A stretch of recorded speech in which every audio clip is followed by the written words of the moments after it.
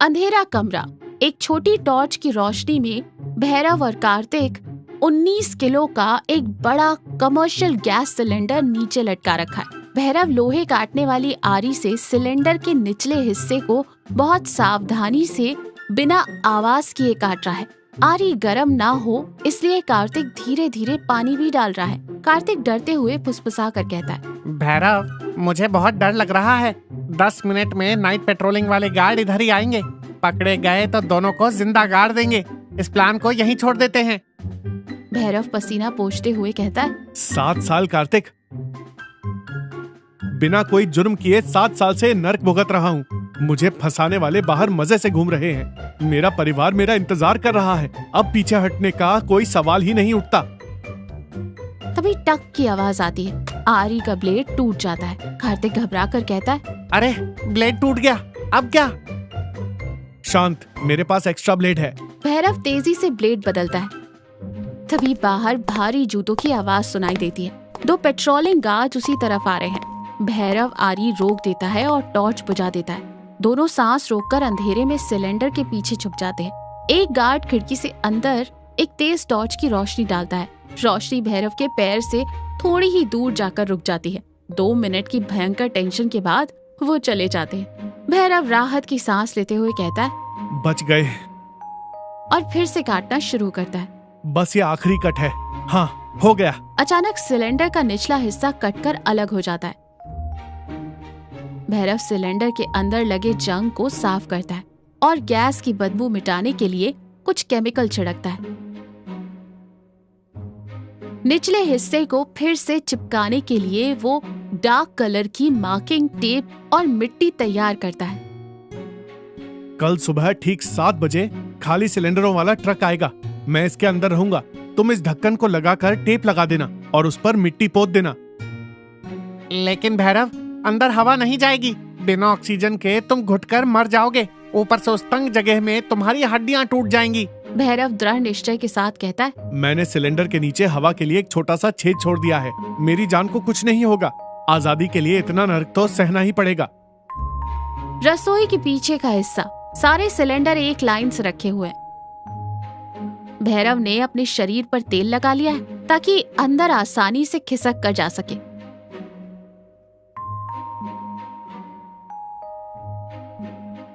उसने अपने मुंह में एक छोटा ऑक्सीजन पाउच भी लगा लिया है। कार्तिक, टाइम हो गया है। मुझे अंदर धकेल दो। भैरव बहुत मुश्किल से अपने शरीर को मोड़कर उस तंग सिलेंडर के अंदर घुसता है। उसके कंधे छिल रहे हैं, खून निकल रहा है, लेकिन उसे कोई परवाह नहीं है। अंदर गहरा अंधेरा है और गैस की तेज बदबू आ रही है। कार्तिक तुरंत सिलेंडर के निचले हिस्से को लगाकर टेप चिपका देता है और उस पर धूल मिट्टी डाल देता है। तभी बाहर ट्रक के हॉर्न की आवाज आती है।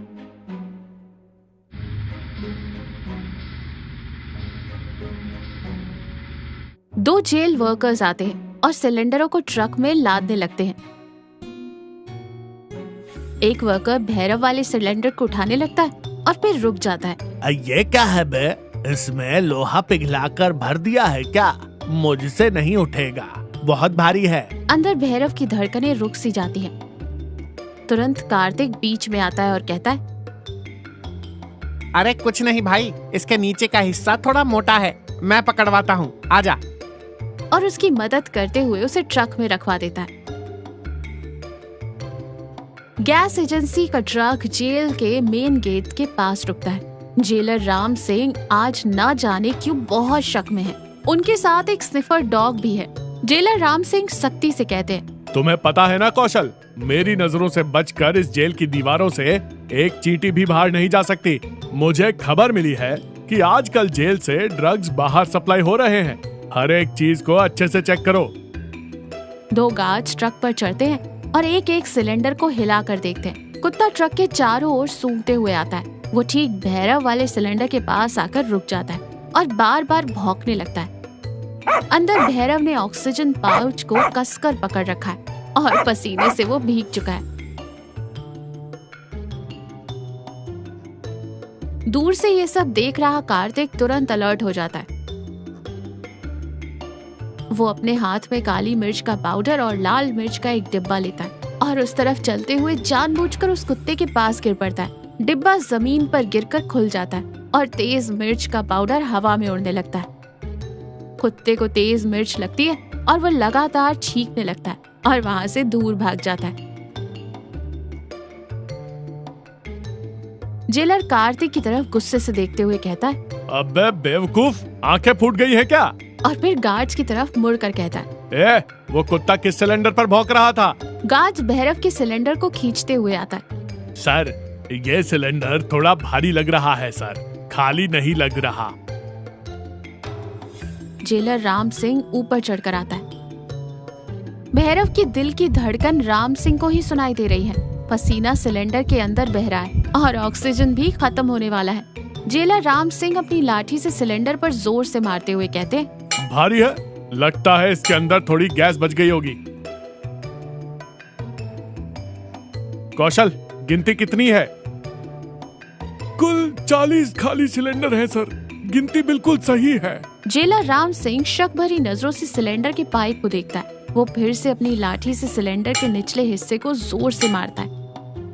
भैरव के पैर पर जोर से चोट लगती है। ऐसा लगता है जैसे उसकी हड्डी टूट गई हो, लेकिन वो दांत पीस कर उस दर्द को सहता है और जरा सा भी आवाज नहीं करता।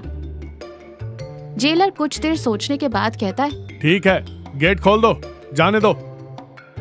ट्रक जेल की दीवार पार करके हाईवे पर तेज रफ्तार से जा रहा है। सुबह की धूप से लोहे का सिलेंडर अंदर से बहुत गर्म हो रहा है। भैरव का दम घुटने लगता है। ऑक्सीजन पाउच पूरी तरह खाली हो चुका है। आंखों के सामने अंधेरा छा रहा है। वो जल्दी से बाहर निकलने के लिए अपने हाथ में लिए छोटे चाकू से टेप को काटना शुरू करता है। तभी अचानक जोर से ब्रेक लगने की आवाज आती है। ट्रक हाईवे पर एक चाय की टपरी के पास रुकता है। ड्राइवर कौशल चाय पीने के लिए नीचे उतरता है। अंदर भैरव को डर सताने लगता है। वो सोचता है, अगर ये यहाँ रुका रहा तो मैं घुटकर मर जाऊंगा। वो नीचे से ढक्कन को धक्का देने की कोशिश करता है, लेकिन तभी चाय की टपरी के पास खड़ा एक पुलिस कांस्टेबल आकर ट्रक से टेक लगाकर खड़ा हो जाता है। उसका हाथ ठीक भैरव वाले सिलेंडर पर ही टिका था। कांस्टेबल कौशल से कहता है, क्यों कौशल भाई, जेल की ड्यूटी खत्म? आज राम सिंह सर का मूड कैसा था? अंदर भैरव जोर से सांस भी नहीं ले पा रहा था।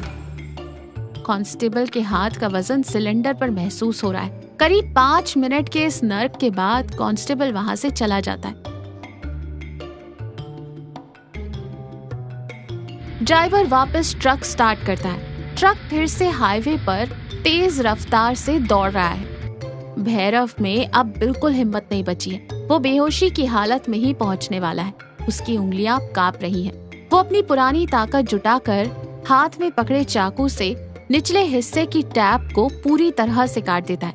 जैसे ही ट्रक एक बड़े स्पीड ब्रेकर पर उछलता है, भैरव सही मौका देखकर अपने पैरों के निचले ढक्कन पर जोर से लात मारता है। सिलेंडर का निचला हिस्सा टूटकर गिर जाता है। ट्रक 60 किलोमीटर प्रति घंटे की रफ्तार से चल रहा है।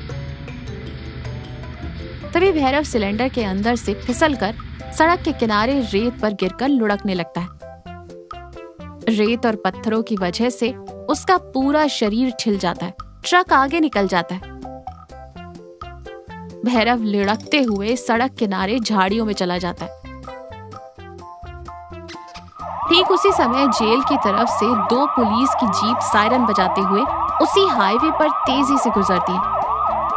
भैरव को समझ आ जाता है कि रसोई से कैदी के गायब होने की खबर उन्हें लग चुकी है। वो अपनी सांस रोककर झाड़ियों की मिट्टी में ऐसे छिप जाता है जैसे उसी का हिस्सा हो। जीप आगे निकल जाती है। वो धीरे धीरे अपनी आंखें खोलता है। खुली हवा में वो लंबी सांस लेता है, जैसे उसमें दोबारा जान आ गई हो। पूरा शरीर धूल, चोटों और खून से लथपथ है, लेकिन उसके चेहरे पर दर्द के साथ एक मुस्कान है और कुछ भी जीत लेने का गुरूर। भैरव अपने आप से बात करते हुए खुले आसमान की तरफ देखता है। आखिरकार मैंने कर दिखाया। अब मुझे वो जेल की दीवारें और वो राम सिंह कभी कैद नहीं कर पाएंगे। भैरव धीरे से उठता है और लंगड़ाते हुए जंगल के रास्ते बिना किसी की नजर में आए घने पेड़ों के बीच ओझल हो जाता है।